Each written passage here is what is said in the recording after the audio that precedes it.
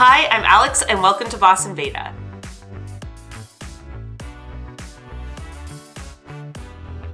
This channel is basically all the leadership advice and training I wish I had when I started managing teams, and it's stuff I'm learning even still today. You know those bestseller leadership books? I've got a bunch back there. They sound great, but then they completely fall apart the second you try to use them. I'm trying to save you that headache. I've managed teams now for over 15 years, ranging in size from 1 to 150 people, and in both startup and corporate environments. I don't know it all, but I have been through a lot. I've made this channel for all the first-time managers out there, though honestly, a lot of this stuff I've picked up well into my career. I've always really struggled to implement in practical leadership frameworks, and we're going to break this stuff down into things that actually work. So let's talk about one-on-ones. When I first started leading my bigger team, I had 8 direct reports, and I was staring at my calendar. I had 4 hours of back-to-back one-on-ones. Each week, these conversations had less insight and were frustrating me more and more. My team was going through the motions, I was going through the motions, something had to change. If you Google it, traditional one-on-one advice focuses on frequency and format. But when you're looking at a full afternoon of low energy conversations with low value, you need a different approach. It's great that all these books and articles tell you to build trust, create open communication, focus on feedback. All fantastic. But what happens when the conversations are just turning into long-winded status updates, when there's limited strategic discussion, engagement is just declining, and really there's nothing coming out of them that's useful. So through extensive trial and error, I've developed a one-on-one system or method that works for me that's really transformed my meetings. So first, let's talk about timing strategy. Is address the myth that one-size-fits-all scheduling works. Here's what I found actually matters when timing and scheduling one-on-ones. For project-intensive roles, I do think weekly meetings maintain momentum. They focus on immediate blockers, quick problem-solving cycles. This works for fast-paced, high-energy environments and project-type roles. For more operational roles, day-to-day type work, things that aren't changing super frequently, I do think a biweekly cadence can work, and it allows for longer strategic discussions and focus on process improvements. I usually find 30 minutes is sufficient, and there usually isn't that much more content to cover in an hour. The key rule, though, I have is never go beyond 2 weeks between meetings. I think in that case, critical issues surface a little too late, and feedback loops start to break down, and feedback can feel a little bit scarier and more infrequent. Next, structure is super important. It's not about being rigid. It's about really creating space for the real conversation and making sure you're getting there. So here's a framework I've used. I really like to focus on quick check-ins to kind of understand where people are at. How are they feeling? What's their energy like? I like to make sure that there's two-way feedback. So that it's both me giving feedback, but also them giving me feedback to me to improve myself as a leader. I find this helps create a little bit more energy, engagement, but also helps to grow me as a leader as opposed to just always providing the feedback in one direction. I do think there's a huge benefit in focusing on wins and progress, recent achievements, key milestones, things that we can celebrate and that I need to know about as a leader to help promote and then potentially put into a little bit of a file for future performance reviews. And then there's obviously the strategic focus. So goal progress, quarterly objectives, what do you need, what's blocking you, and how are you tracking? So once you've got the structure and the timing in place, I also believe it's extremely important to have preparation. So this has been my game changer, is that sending out this template before a meeting is key. And then having your employee fill it out and then you be able to review it so you can really have a good conversation, not just one that's coming in between meetings, flustered, or just trying to come up with content on the fly. Having this structure really helps you have meaningful conversations. So before the meeting, your employees should be seeing the structure template and filling it out, reviewing their previous actions, identifying discussion points, providing that feedback.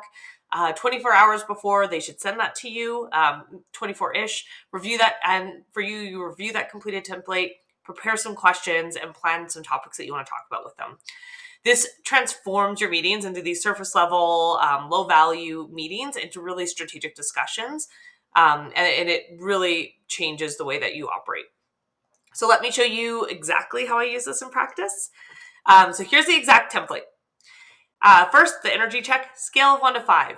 How is your energy? And one word to describe your week. I find that this helps individuals really reflect and think about how they're doing. Then the feedback exchange. What feedback do you have for me? And here's what I've observed of you. And let's really talk about that for a few minutes and really process that and then figure out any actions that we need to take from that. Progress review. Top 3 achievements since we last met. And what are your blockers or challenges? What's making your job hard? Where can I step in? Where can I help you? And then strategic alignment. So progress on quarterly goals. So again, zooming out from the day to day, this broke, that broke, this meeting's happening, to, all right, we committed to launching this product or delivering this code in a certain period of time, or trying to get a project and over the line. How are we progressing against that? And is there anything we need to change in how we're working or the resources to achieve that? And then lastly, I love to leave a section for anything else. I often find this is where you find out how people are really doing or any issues that are kind of boiling under the surface. So usually I leave a little bit of open space. Anything else you want to talk about? Anything else that's on your mind? And then I sometimes too will also introduce a key question in my template the week before. And I'll provide a list of those key questions that I like to use in the links. But it can be something like, if we had to change one thing about your job that would improve your productivity, what would that be? What's one experiment you'd like to try and how we're working? Or what is one thing that we could do to improve the communication on our team? So there's some strategic questions and you never know what kind of feedback you're going to get. I've done these on my roundtables and all hand meetings, but I also really like to do them on the one-on-ones because you never know what kind of little bits of wisdom or nuggets of brilliance you might find in talking to your people. So lastly, let's address the traps that can derail even the best well-intentioned one-on-ones. The biggest one is the status update trap.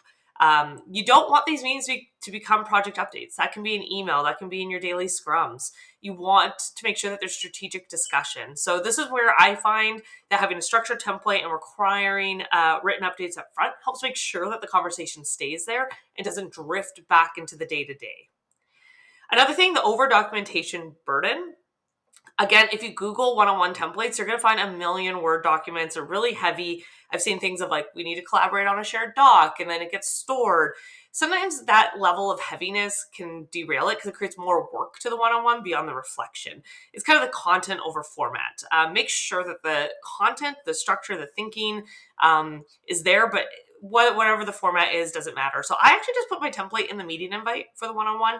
And then usually people will take different methods. They might put it in a Teams chat, a Slack chat, or send me an email with it. It doesn't really matter. I'm not as fussy on the documentation and more around keeping it light. Let it be fit for each person individually. Just make sure the content gets there and don't overburden it and make it hard to do.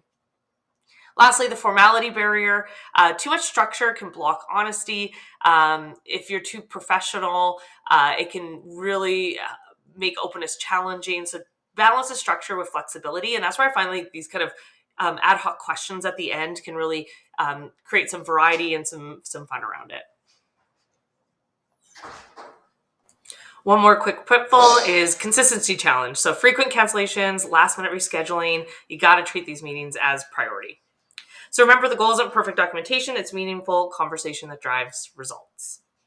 So look at your calendar right now. How many one-on-ones do you have scheduled this week? Each one is an opportunity to build trust and solve problems, but also get some real results. Just start with one change. If you already got a lot of one-on-ones scheduled, pick one thing to implement better, whether it's structure or timing or preparation. And then you can slowly build into more and more changes to get your one-on-ones on track. So I'm curious to hear your experiences. What's your biggest one-on-one challenge? Drop it in the comments. Or if you found this helpful, hit subscribe and I'll keep posting more leadership insights and tips and tools based on my experiences. Thank you so much for watching.